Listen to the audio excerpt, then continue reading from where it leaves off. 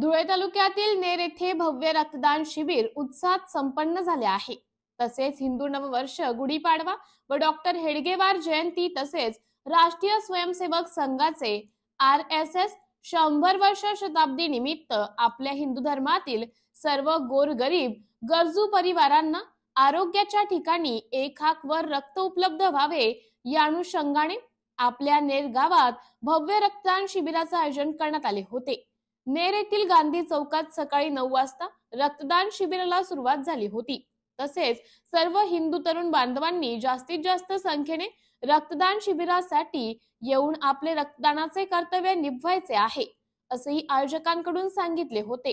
तसेच धर्मकार्यासाठी हिंदू म्हणून एकत्र येऊन आपल्या हिंदू धर्माचा सालोखा वाढवावा यासाठी चहा पाणीचा पण कार्यक्रम आयोजित करण्यात आला होता।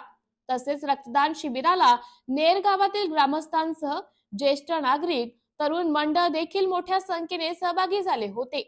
रक्तदान शिबिरामध्ये 60 रक्तदात्यांनी रक्तदान केले होते।